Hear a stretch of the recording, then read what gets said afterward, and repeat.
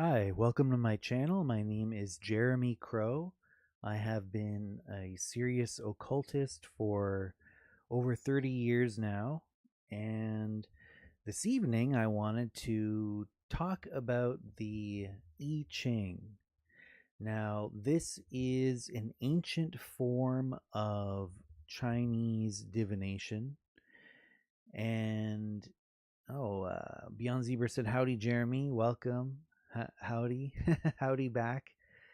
So tonight I wanted to talk about the I Ching. It's something that I've been studying a lot lately and getting more familiar with, and it's directly related to esoteric Taoism, which is a subject that I'm very interested in as well. So with the I Ching, I have a couple copies of it here actually. Here's the one that I've been reading especially lately. The I Ching the Oracle by Benabel Wen. Now, Benabel Wen has a YouTube channel and it's excellent. I encourage you to check it out. She also does tarot as well, so she's not just she doesn't just do I Ching, she also does tarot, which I find interesting too because I'm extremely interested in tarot. It's something that I've been studying for that entire 30 years of my serious occult career, you could say. Here's another copy of the I Ching. It's called Rediscovering the I Ching, and it is by Greg Winchup. And I've had this one for quite a while. Actually, a friend of mine let me borrow it, and I've been holding on to it for years. So if you ever want it back, just let me know.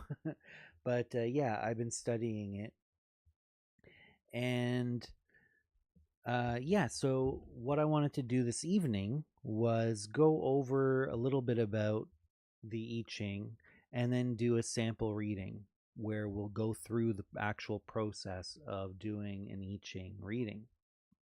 So the I Ching goes back to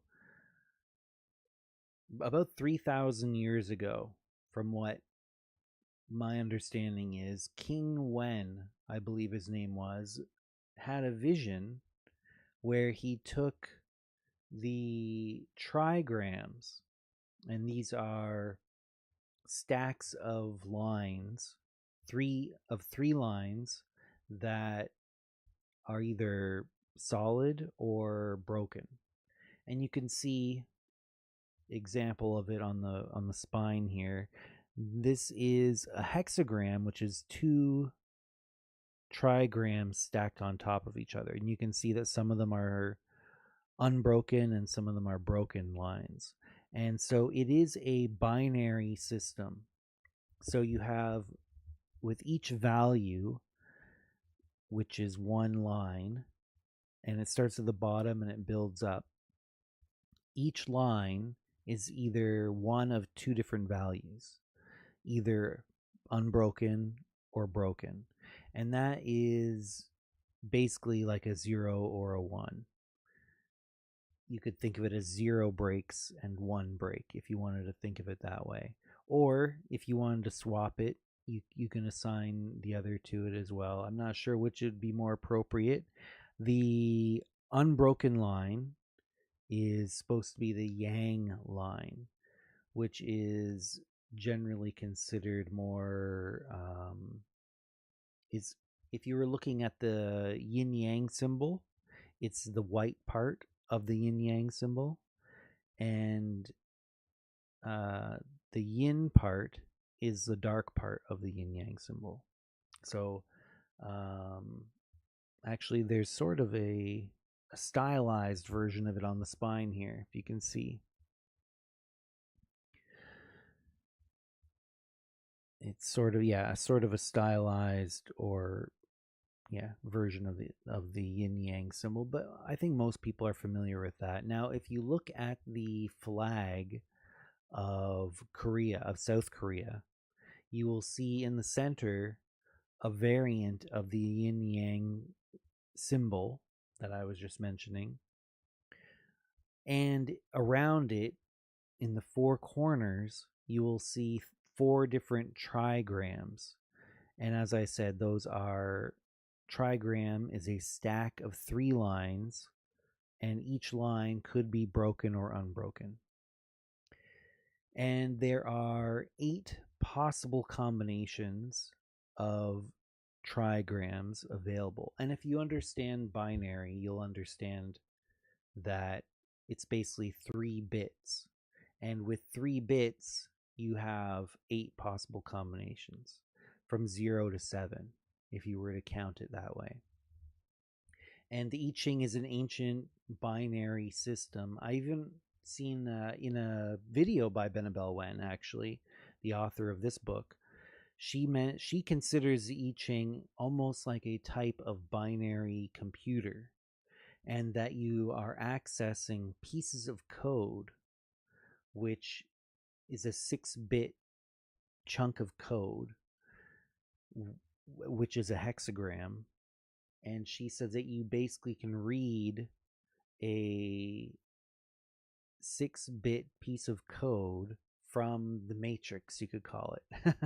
And you read that and you access it through a non-linear method. And so she considers it an ancient computer that you can kind of read the matrix code from. Beyond Zebra said, wow, I had no idea that's what the SK flag was. Yeah, and it goes back beyond, it's older than South Korea, actually. It's been used in that region for a long time, different variants of it. And yeah, so you have 8 trigrams that are possible, and 4 of them are on the South Korean flag. So if you're wondering what that was, it's actually a very esoteric flag. It's probably the most esoteric flag of any modern country that I'm aware of, at least, because it's just full of esoteric symbols. So back to the origin story of the I Ching. In, I believe it was 1050 BCE, King Wen, I think he was imprisoned or something. But during his imprisonment, he had this vision where he stacked the trigrams one on top of the other, and with the 6 bits instead of just 3, he was able to come up with 64 different combinations, and those are the 64 hexagrams that compose the I Ching. And if you understand binary, you know you can count from 0 to 63, which is 64 different possibilities if you have 6 bits.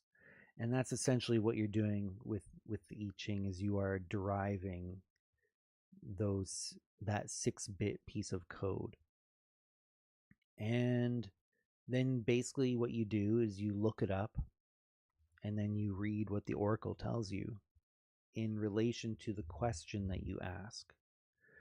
So you will ask a question, you will derive, and there are different methods of deriving it. One of the most common methods is a method of using yarrow sticks, and I'm not fully familiar with how that works, and I haven't tried that method before. It's something that I haven't gotten to yet, but it's something that I'd like to try. But a more common way of doing it is using coins. So you will take 3 coins and you will throw them, and each time you throw the 3 coins, you will derive 1 line. And then you start at the bottom and you build up, and so you throw the coins 6 times, and each time you get a line, and it will tell you whether or not it is a yin line or a yang line. And the yin line is the broken one, and the yang line is the unbroken. And you might be thinking, well, why don't I just flip a coin? Flip one coin, you know, heads being yang and tails being yin. And then I can just derive each line just with a single coin toss. You could, but the actual meaning of the I Ching is the book of changes.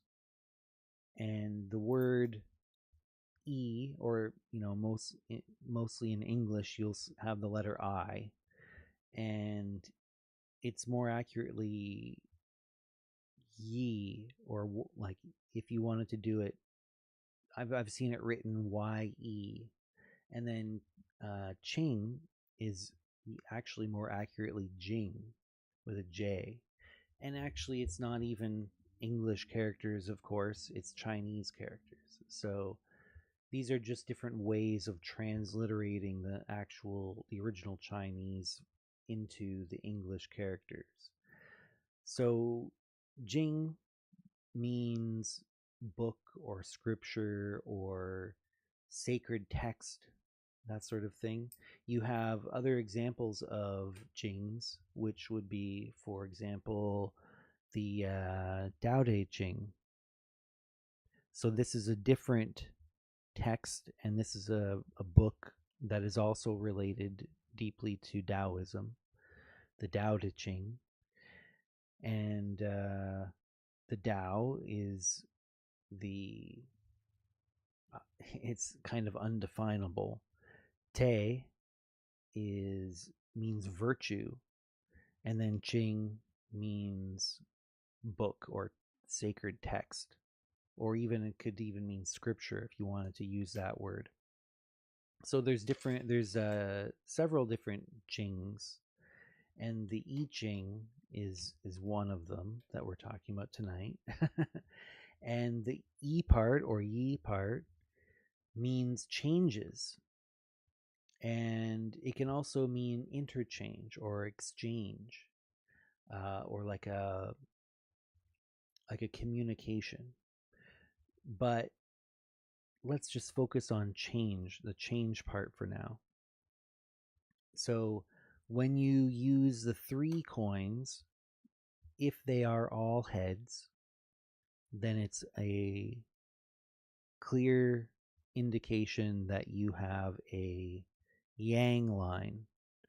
If it's 3 tails, then that's a clear indication that it is a yin line.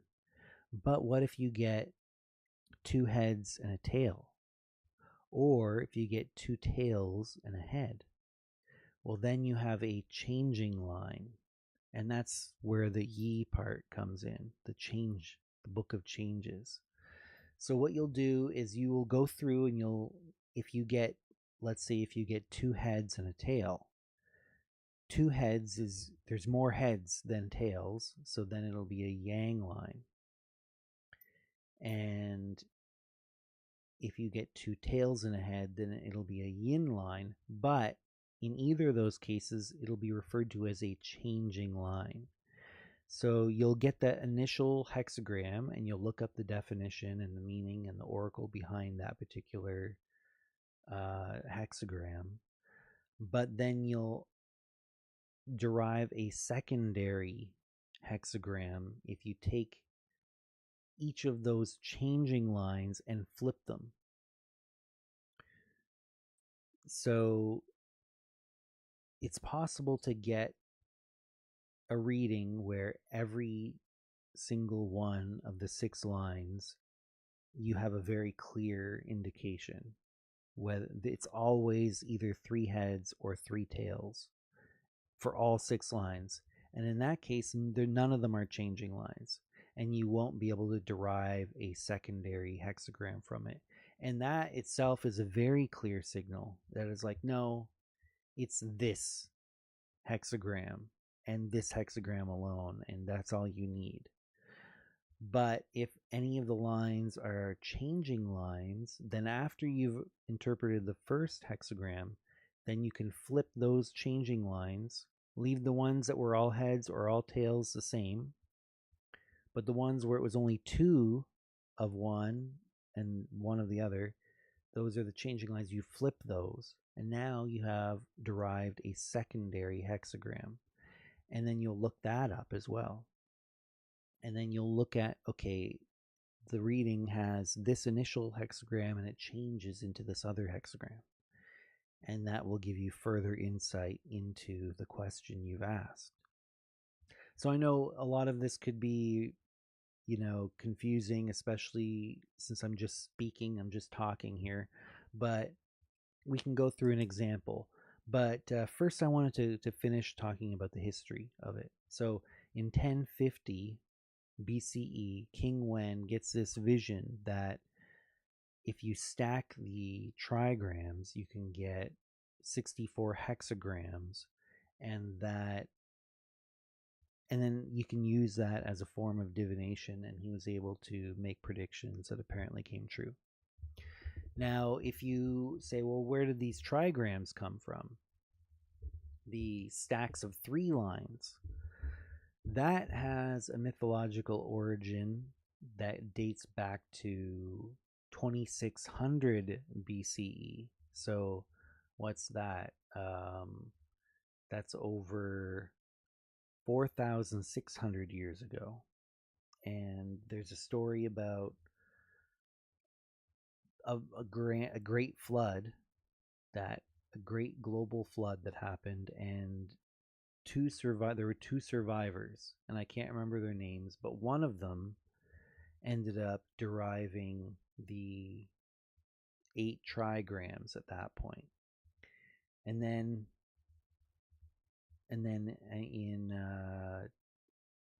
what would it be? I guess 1,550 years later, King Wen got the flash of insight that you could combine them, stack them on top of each other to create hexagrams.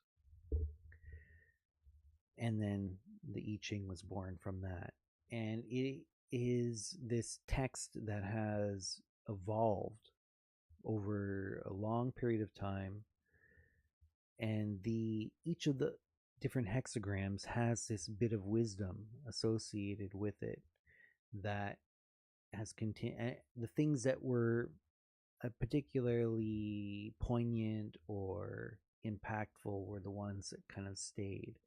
And all these Taoist sages over the years, and in multiple different countries actually, have created these commentaries on them. It's been refined over thousands of years, essentially. So that's basically where this comes from. And let's just jump in and do a reading. So what I want the question to be is, what is some insight you can give that's going to be the most relevant to anybody who happens to be watching this video, whether they're watching it live or whether they're watching it as an archive after the fact. If you've come across this video and found it randomly, perhaps years later, and you're watching this now, I want this to be relevant to you as well. So that's what I want, a piece of relevant sage advice to whoever happens to have found this video, whether it be live or after the fact. So that's my question. So what I'm going to do is I'm going to take these coins, and I'm just using 3 standard Canadian dimes, 10-cent pieces. And you can use whatever. A lot of people like to use Chinese coins, the ones with like the hole in the center of it. Those are pretty classic to use, and you might feel extra meaning if you're using coins like that. You can actually get coins like that in modern Japanese yen. I can't remember the denomination, but yeah, you can get those easy if you want to collect Japanese coins. But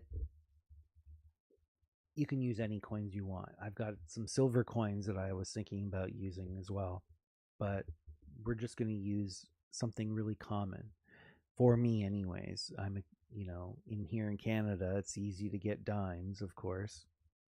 So I'm just going to use 3 Canadian dimes, and I'm going to do the first line.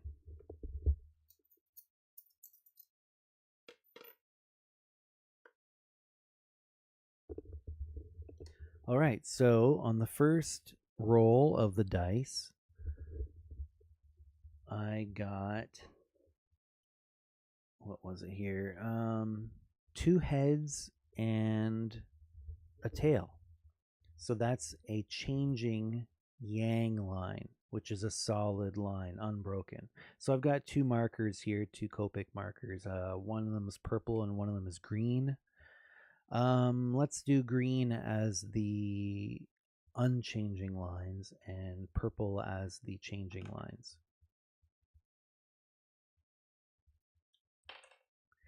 Okay, so I'm going to start at the bottom.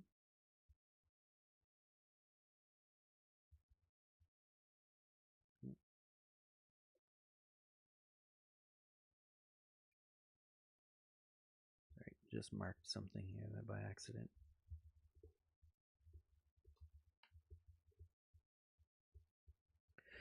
All right, so the bottom one will be a changing line, and it will be a yang line.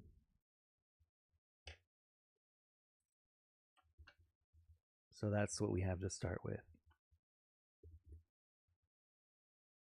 Okay, beyond Zebra, you collect world currency, so you have a bunch of coins like that. Cool. So yeah, it could be interesting to dedicate a set of coins for that purpose as well, if you wanted to do that. All right, so let's do the second line.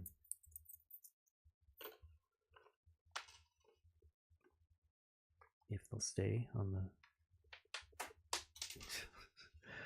All right.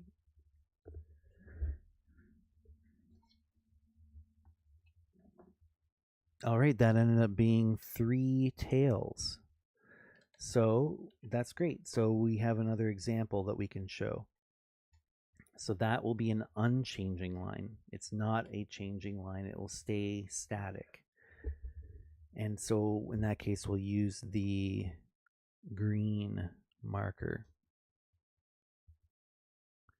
And it was yin, so that's the broken line.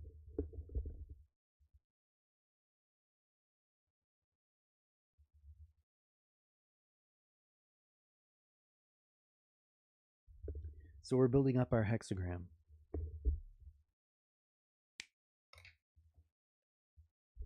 All right, next line. Let me throw these coins again. Hopefully they don't fall on the floor this time.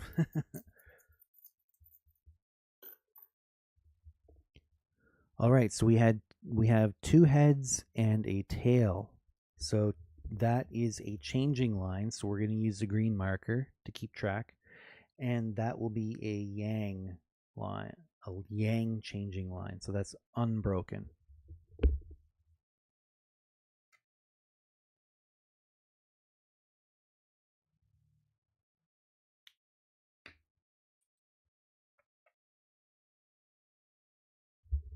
So if we want, we can actually look up what that trigram is. That's the first trigram, the base trigram.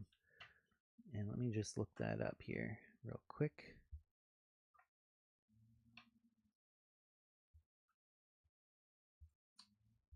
I'm looking that up in Benabel Wen's book. Nimki, hey, welcome. Okay, so we have, what is this? So that is the fire Lee. It's called the fire trigram, where you have 2, you have a yang, yin, yang lines. So the bottom trigram is fire. All right, let's keep going.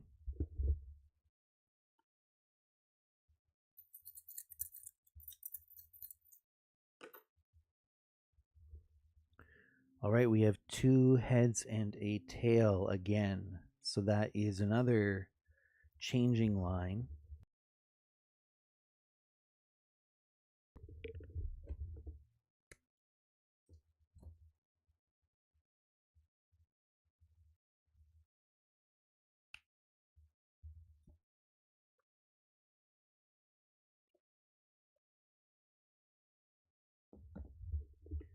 A little wonky there, but that's okay. We know what it means.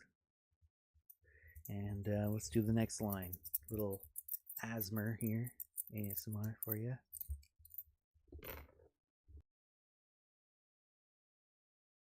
Two heads and a tail again. So that again is a changing.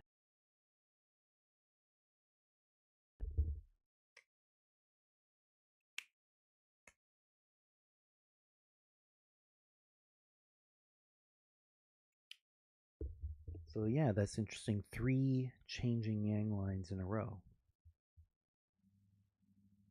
And then once we do this final throw, we will have our full hexagram. And we'll be able to see what the second trigram that was stacked on top.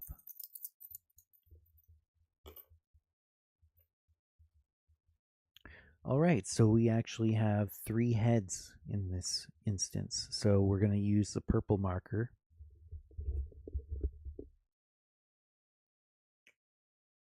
And it is a yang line.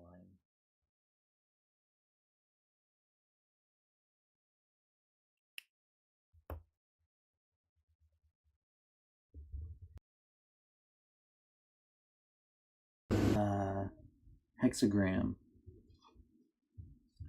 So that is the heaven. The top trigram is the heaven trigram, and the bottom trigram is the fire. So you have heaven over fire. And what does that work out to? So there's actually a really cool chart at the front of Benabel Wen's. And you can easily look up what it is. Okay, so the lower trigram is fire and the upper trigram is heaven. And so that is the fellowship. That's number 13. Let me write that down. Trigram number 13.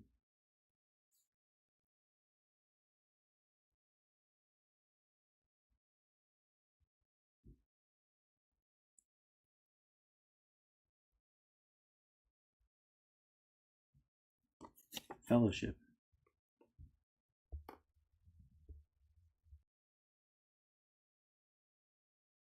So now what we can do is we can look up that particular hexagram and read what the oracle says. And we can interpret it based off of the question that we asked, which was something pretty generic, to be honest. It was just something that would be relevant or insightful to those who are watching this video. Okay, so I'm going to try and find 13. Okay, that's 11. And in this, in Benabel Wen's copy of I Ching the Oracle, she actually has, let me show you here.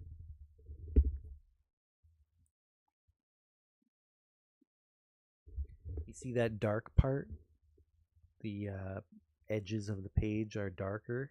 That is the section that has the interpretation of each of the hexagrams, and the rest of it is information about esoteric Taoism.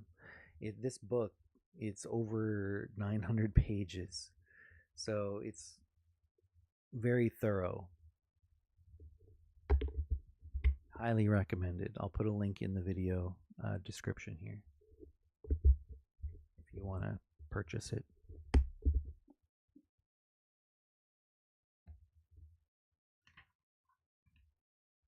Okay, 12. Let's see here. All right, 13, fellowship. The oracle says about this one, now is a time for relationship building. Seek out a community of interest and seek interchange. Hold in common bond. Consider the relationships you build, both social and professional. Fellowship begins with giving, and that giving becomes exchange in its own natural course. Support the happiness of others, and others will support yours. Never let a friend walk alone at night. Generosity builds bridges and networks. To be enriched by fellowship, be one who enriches others.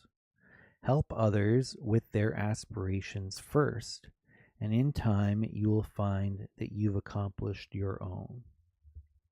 Very cool.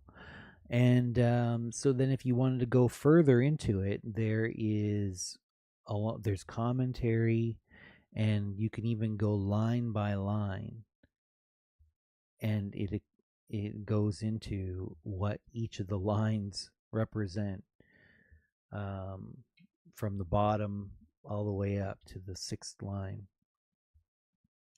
And yeah, actually that reminds me, usually after these live streams, I'll usually have a private meeting or session for members of the Novus Ordo Luciferi.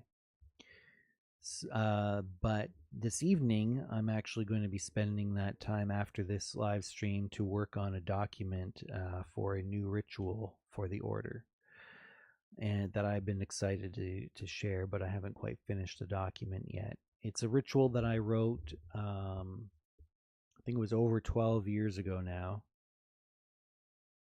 Yeah, about 12 years ago I wrote this ritual, and I've continued to practice and refine it over that period of time, and I wanted to share it with the members of the order as part of the Luciferian alchemy system of occultism that I've been teaching the members of the Novus Ordo Luciferi, or the NOL. And so, yeah, what I was trying to say is that usually after these public live streams, I will have a private members meeting for members of the Novus Ordo Luciferi, and we can share fellowship like this hexagram is talking about. But like I said, I wanted to finish working on that document. I wanted to try and get it ready to present, and so I'm not going to be doing the meeting this evening, but we're going to resume those soon. And if you are interested in that sort of fellowship and learning more about the esoteric practices of the Novus Ordo Luciferi, you can actually join. There's a link in the description below that takes you to the Patreon for the order, and that's how most people join. It's only $5 per month to participate. It gets you access to all of the written teachings, all of the written practices, as well as an entire back catalog of all of the courses that I've taught to members through online video courses that were live and interactive, and I recorded them so that anybody who wasn't able to attend those courses live can watch them on their own pace later on. And as a member, you get access to that entire back catalog of courses, and that includes a very in-depth course, which I believe is about 6 hours in total. If it was 4 1.5 hour lessons roughly on lucid dreaming and astral projection, which gets into some very in-depth material on that. There's one on tarot. There is one on self-hypnosis. There are several sessions on money magic and all sorts of different topics, community building even, things like that. And there's, at this point, I believe there's over 50 hours worth of recorded lessons that you get access to when you become a member of the Novus Ordo Luciferi, and that you get that just for $5 a month. I'm not charging $60 per course, $90 per course like you find some teachers teaching. I want to make this accessible. I want this to be, as a Luciferian, I believe in sharing knowledge with those who are looking for it, and so I'm trying to make this accessible, whereas I'm not putting it behind a huge paywall of like $90 or whatever. $5 and you get access to all of it. And it continues to grow over time. I continue to teach these courses, these private courses to the members, and record them, as well as doing these public ones like we're doing right now for free. I'm continuing to do these free ones, as well as the ones for the private ones for the members. But like I said, it's only $5 a month to join. So if you're interested in that, check the link below to the Patreon. You can join there and you get access to all of that right away. And often we'll even do just private members hangouts where we spend, an hour and a half, 2 hours in the evening, or sometimes during the day as well. And you just get to chat with other members, with me. You can ask questions. We can talk about whatever we want, and we can just enjoy fellowship, like the like the hexagram is talking about here. So with that, with that said, which is kind of interesting that it came out of fellowship, because that's something I wanted to mention to you guys as well. But with that said, let's go on and derive our secondary hexagram. So we don't need to throw any more coins for this, because we already know what the changing lines are. Let me get a new slip of paper here. One sec.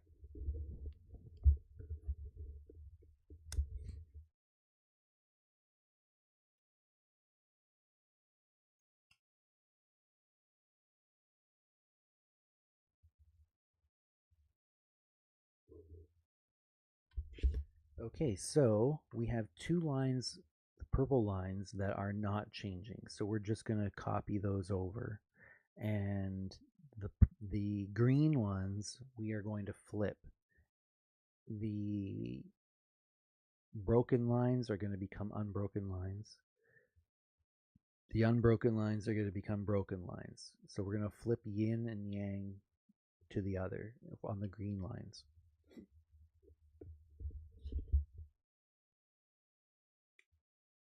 Okay, I'm going to do that now, and then we can look it up.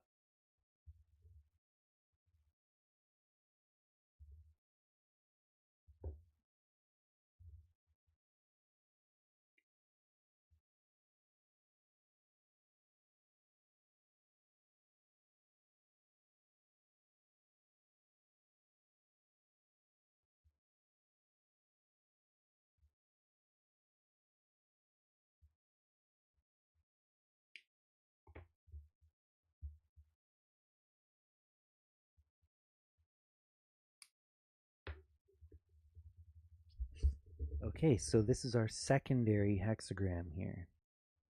So I'll remind you of what the first one looks like here. Put them side by side.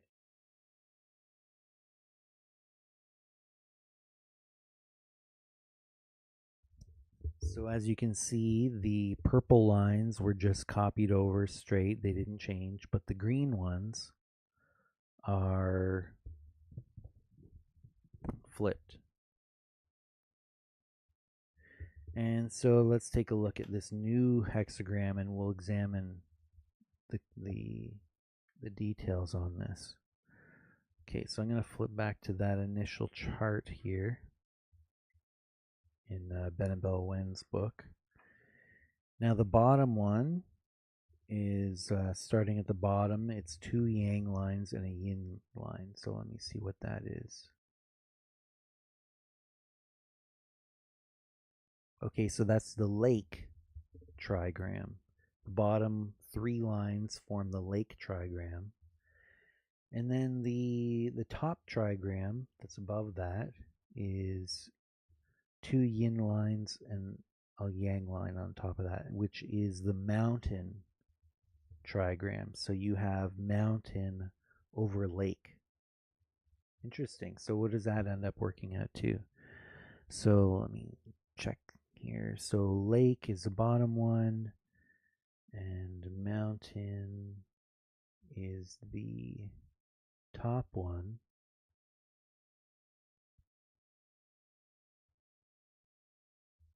Debilitation. Interesting. Oh, that doesn't sound good. So let's see here. Oh wow. Beyond Zebra said that is intensely on point for me, and I do mean intensely. Also, the don't let a friend walk alone at night. I was almost attacked tonight. I was alone, but had my friend with me via phone call. So that was eerily on point for me as well. Wow. That's, yeah, wow.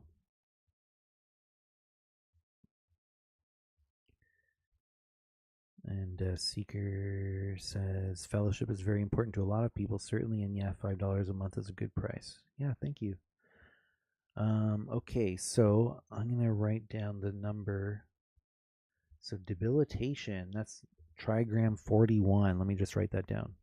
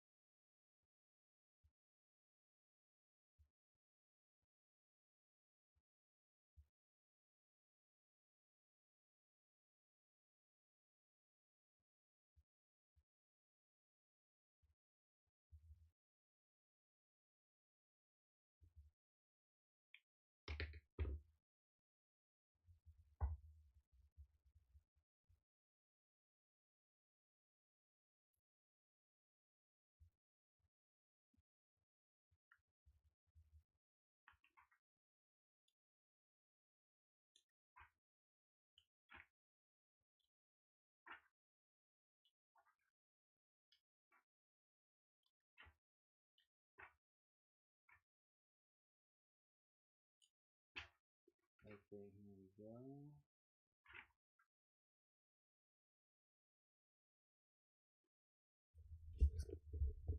All right, debilitation. Let's see what the oracle says for this. What it has, the transformation, the change between these two. What goes stale will enter a state of rot. Growth and well-being require dedication. Eradicate what is decaying immediately before it spreads. Never let mold fester.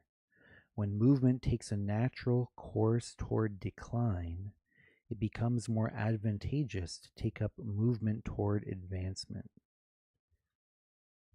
The question to ask is how one might achieve advancement in spite of the ongoing state of debilitation.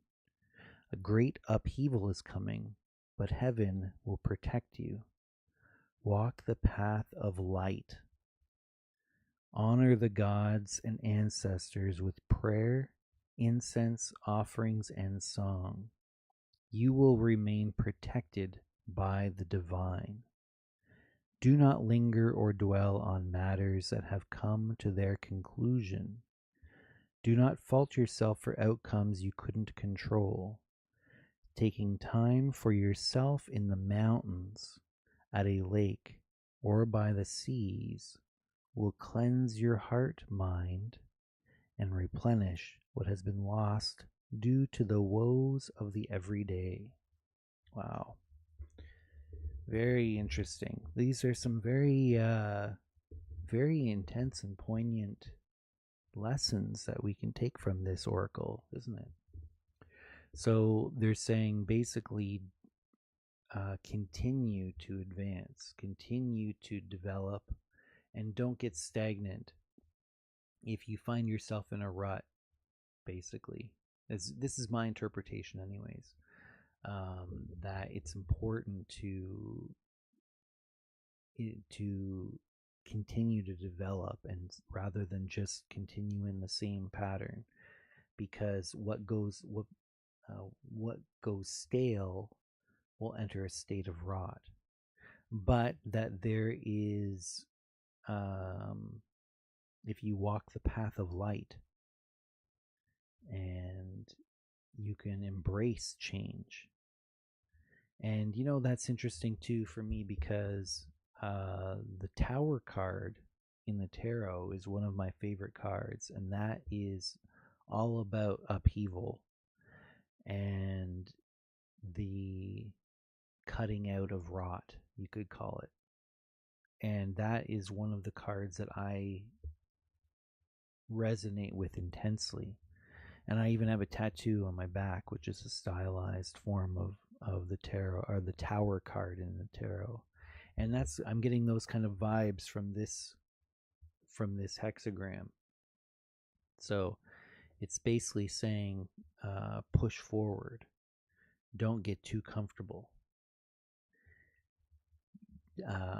don't get stale, keep advancing, keep developing. And it's interesting, it's relevant to me, I think, because I'm writing a document for a new ritual for the order. And not just saying just practice the practices that we've already gotten established. I'm continuing to innovate and refine and develop and pushing forward. So that's relevant to me personally when I'm even tonight specifically. I'm wondering, Beyond Zebra, does that, you said that the first hexagram intensely resonated with you and it felt extremely on point. And I'm wondering if the secondary hexagram that we derived from that through the changing lines, I wonder if that had resonated with you as well. Definitely both of these resonated very strongly with me personally. But I'm wondering if it resonated with any of you, whether you're here in the live chat with me tonight or if you are watching this as an archive after the fact. Tell me, what did you think about that? Did it resonate with you? Does it seem relevant to what's going on in your life right now? I'm curious to hear that. So please leave a comment if so, or if not. If it doesn't resonate at all with you, I'd like to know about that as well. I'm curious. But yeah, certainly for myself, I feel that both of those are very relevant. And as I said, you can go through and go further in and go line by line, and there's commentary and there is additional information for each line in particular. Seeker says both of them resonate with me too. Beyond Zebra said the second was slightly less so for me, but definitely still impactful. Interesting. Yeah, maybe something to reflect on. I kind of get the impression that the first hexagram is more present or more immediate, whereas the secondary one is something that we're moving into, the energy we're moving into. If you want to think of it as reading the code of the matrix, it's like seeing the code that's coming up almost with the secondary one that we're changing into. So maybe that's why the second one felt not quite as impactful for you, Beyond Zebra, but maybe it will become more resonant or relevant. Yeah, so I really like the I Ching, and it's becoming one of my favorite forms of divination. I don't think anything's going to top tarot for me because I've been practicing and studying and working with tarot for literally over 30 years now, and it's intensely personal to me at this point. I've got my own internalized deck that I've developed and refined myself, which any physical deck now at this point that I use becomes a physical proxy for my own internal tarot deck. So I don't know if anything could ever top tarot for me at this point, but certainly I Ching is very impactful, and I find it very powerful. Oh, Azaquel, hello, catching at the end again, I think. Well, I'm going to keep talking a little bit longer. We're not having a private NOL meeting afterwards, so I'm not time bound as much, so I can talk a little bit longer, but I do want to wrap it up a little bit. I don't want to go too long because I want to give myself a bit of time to work on that document that I was mentioning earlier for the order with a new ritual practice that I'm excited to share with the members. But yeah, we can talk a little bit more. Actually, there is another form of let me just read this comment here. Julia, welcome. Hi Jeremy, this is fascinating. The second one especially resonated with me. Benabel Wen is amazing. I lost track of her, but you reminded me. Thank you. Oh yeah, I've been binge watching her videos for like the past month or so, and I got her copy of the I Ching, the Oracle, for Father's Day. So whenever that was, I got that, and I've been watching her videos since even before that. And as well, so there should be 2 meteor showers tonight. Interesting, very interesting. Thanks for letting us know about that. That's cool. But yeah, now with the I Ching, as I was saying, is very old. It's about 3,000 years old. There was another Taoist sage that came along and kind of almost created a sequel to the I Ching, if you want to consider it that. And his name was Yang Zhong.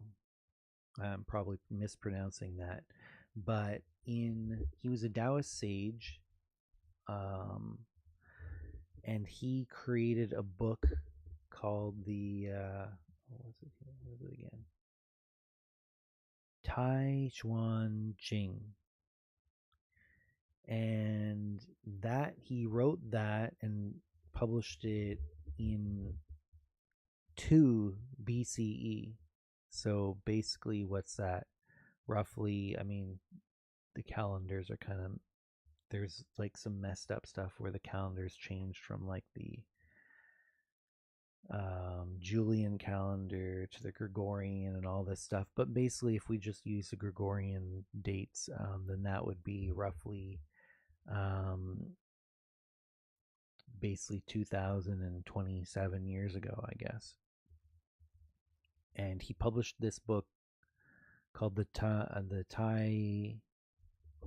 me look it up again. I always forget. Tai Chuan Jing, and Jing is the same word as the I Ching, the second word in I Ching, and just means like sacred text or scripture or powerful book or something like that. And in that, he creates an alternate system that is inspired by the I Ching, where instead of a binary system, it's a ternary system. Instead of each line having 2 possible values where it's unbroken and broken, he has unbroken, once broken, and twice broken. So 3 possible different values. And I find it extremely intriguing. And I've been studying that as well.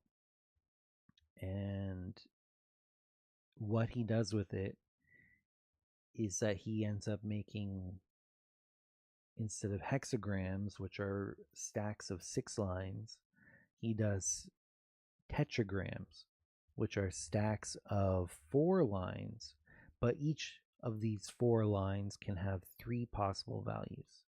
And so he has less lines, but more possible combinations. There are 81 possible tetragrams in this system that he created. And I find it intriguing. And one thing that's interesting is that there happens to be 81 chapters in the Tao Te Ching. So I don't know if they match or not. I haven't gotten that far into it. But it's intriguing to me, and I've been wrapping my brain around the ternary numbering system that it's essentially based off of. I already was quite familiar with binary because I took electronics in high school. I went to a private college for electronics specifically, and I got college diploma, a 3-year college diploma in uh, honors electronics engineering technologist diploma, which I did in just 18 months because I didn't take any breaks instead of 3 years. But I learned how to convert binary to decimal in my head and hexadecimal and that sort of thing. And so the I Ching, I can parse those numbers and that system, that binary system in my head already. But this other one that this Taoist sage published in the year 2 BCE is a ternary system. And so I've been wrapping my head around that. And if you have instead of a bit, like with a binary system, each line you could think of as a bit. In a ternary system, it's a trit, because each line or column, you could call it, I guess it would be row in this case, but each line is a trit, which has a 3 possible values. And so I've been wrapping my brain around that. And if you have a diagram, which would be a stack of 2 lines, then you have 9 possible combinations. And if you have a tetragram, which he focuses on in his book, then you have 81 possible combinations. Now, another interesting thing is that the I Ching, with 64 different combinations of hexagrams, you could fit one on each of the squares in a standard chessboard, because there's 64 squares on a chessboard. That's 8 by 8. And if you are interested in magic squares in esotericism, that would be the magic square of Mercury for the I Ching. And if you were looking at this other one, the what is it again? The Dai Zhuan Ching, then it's a magic square. It fits on a magic square of the moon, which is a 9 by 9 grid. And there's actually a game similar to chess called shogi, that is a Japanese, in English people call it Japanese chess, and that's played on a 9 by 9 grid board. And you could fit all of the 81 tetragrams onto that, one per square. Just some interesting trivia that I find fascinating. And these numbers are very important to me as well, because in the tarot that I've personally developed, I actually have added 3 cards to it, to the major arcana, which brings the total from a standard deck is 78 cards, and mine has 81. So when I found that out, I was like, oh, wow, that's interesting. And it ties into alchemy with the 3 different values. Like in Western alchemy, you have the 3 principal elements, water, fire, and air. Some alchemists referred to it as salt, sulfur, and mercury. And they combine to create the 4th element, which is earth. And if you can take earth and reverse engineer it back into the 3 principal elements, separate each of those 3 principal elements out and refine each one, and then recombine it to recreate that earth, it not only it kind of crystallizes in a different way, and it's so different from the original earth that you started with, that they say it's not just the 4th element again, or resurrected 4th element, it's the 5th element, the quintessence. So And there's alchemy in Taoism as well. So I'm kind of blending these concepts in my head of Hermetic alchemy and Taoist alchemy, and it's just like um, really exhilarating for me to study and explore these things. So that's kind of what my brain has been going on about a lot lately. And I've been, mapping concepts onto these different trits and diagrams and tetragrams and comparing it with the 81 cards of my new Luciferian era tarot and that sort of thing. So it's just and thinking about different ways of deriving the tetragrams and like with dice and how to do changing lines and that sort of thing. And I've got quite far in it, and I've been really developing it, and I'm going to share some of the details of that with the members of the Novus Ordo Luciferi, and as I'm sharing some of that with you to hear publicly as well. But yeah, so that's what I've been learning. I've been going really deep into the I Ching lately, as well as that other system that was inspired by it, that had 3 values instead of just 2. And yeah, that's what I've been doing. That's what I've been really focused on a lot lately, other than I've had a lot of stuff going on in my head lately. But I wanted to share some of this I Ching stuff with you tonight and go through that example reading. And so I want to thank everybody who showed up this evening to go through that with me. And just to remind you, we got the 13th hexagram first, which was fellowship. And then through the changing lines, we were able to derive a secondary hexagram, which ended up being debilitation, 41, which was also quite intense and insightful to look into.